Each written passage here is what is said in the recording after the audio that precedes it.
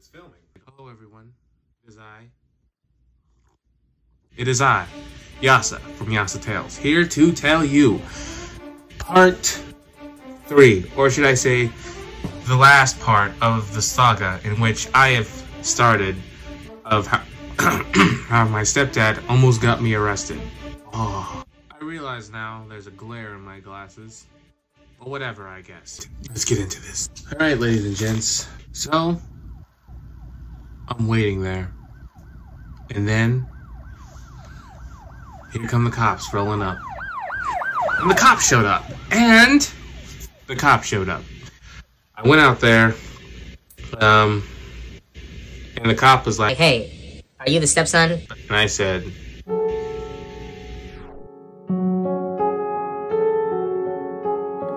"Hello, darkness, my old friend." Unfortunately.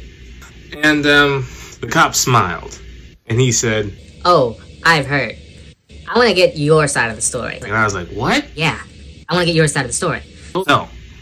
I told the cop everything that happened. And he said, "Oh, I mean, I probably would have done the same thing if I was in your position." But I'll be real with you guys. When I heard that, I was like, At first I was afraid, I was petrified. oh, cool, so you get it. I mean, I don't know if the cop was just like trying to get me like relax and stuff like that. Then I'd reveal something, he'd be like, "Gotcha!" I didn't want that. So I said, but just in case you don't believe me, I have 3 witnesses in that house over there.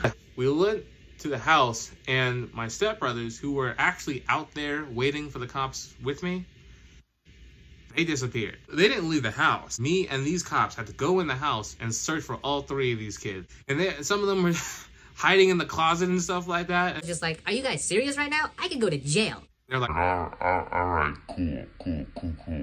so they told their side of the story. And they basically collaborated my story. I'm pretty sure that's the right word. If it's not...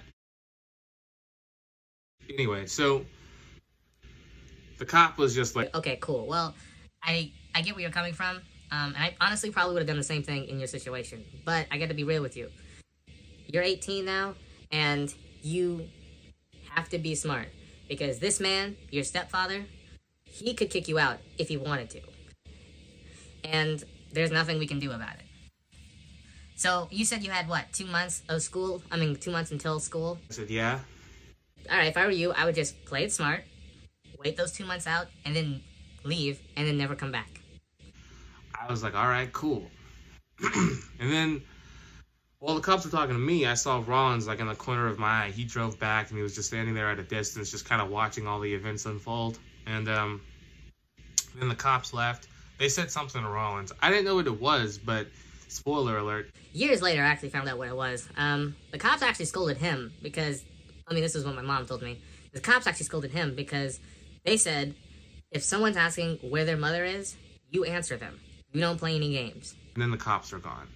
They just said, let's just all go to sleep and talk about it in the morning. Then my mom knocked on my door in the morning. Said, "Hey, I just want to get your side of things. We're going to go downstairs, we're going to have a trial, and we're going to determine who's guilty." I was thinking back to what the cop said, and I said, you know what, this is all pointless. And she was like, Why? because this is Rollins' house. No matter what happens, he has the last word. Even if I am right, it doesn't matter. He could kick me out if he wanted to, and there's just no point, you know? And I don't want to be homeless for the next 2 months. I don't know what to do. So, go down there and explain to them my side of the story. Rollins says, That's a lie. he tells his side of the story, basically saying I looked like I was going to attack him, and basically blamed the whole thing on me. And what actually got to me, when he ended his story, he said, And that's the gospel truth. And I never wanted to punch anyone in the face so much. I already didn't like Rollins, but I realized, bigger picture here, this isn't really about being right or wrong. So I stood up in front of everybody, glanced over every single person in the room, and I said, I'm sorry. said the whole thing was my fault, and that was that. And Rollins, he took it to the next level. From me just hating the guy to murder him. He walked over to me, his hand on my shoulder. I forgive you. Then he gave me a big old bear hug.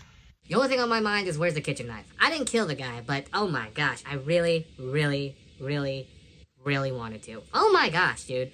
Seriously, I've hated hugs ever since. 2 months passed. My last day there, his son was caught with drugs. I was off to college. Let's start a new adventure. But you see, things get a little better for me. Rollins and my mom are getting a divorce. And the funny thing is that I was expecting them to get a divorce. What I wasn't expecting was that he was going to divorce her. And the situation is weird because, see, Rollins wanted to be a pastor.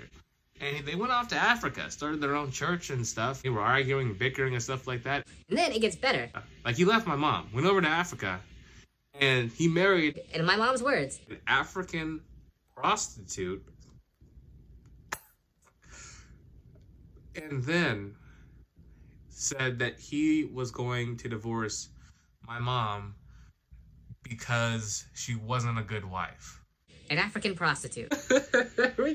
every time I say it. Anyway, so Rollins having 2 wives can't come back into the United States until they're fully divorced. Also, Rollins can't be a pastor here anymore. His church that he was actually trying to be a pastor of, Nope. also won't be able to see his kids again. I don't know. And then, after the whole divorce thing, I was mad at my mom. Because I was like, you know, you betrayed me. And she was like, I know. But the thing is, you were actually right. And I'm sorry for not standing with you. I'm gonna be real with you guys. I was thinking of what the lesson of this whole story was gonna be. And I was thinking I was just gonna make up something like, oh, well, pride or whatever. But in reality, the real lesson I took from all of this was stand on your own 2 feet. I mean, don't expect the world to come to your aid and save you, because it never will. Even those who were supposed to, sometimes they won't. So at the end of the day, you just gotta stand on your own 2 feet and be your own man or your own woman. and that's gonna do it for us, ladies and gents. Alright, so that's gonna do it for us today, ladies and gents. First off, thank you for watching. Second, Thank you for watching. but third, be sure to look forward to my next video, how I quit my last job.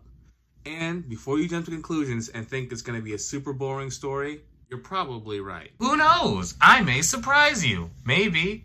But whatever, I guess. It's Yasa Tale, here to overcome life through story.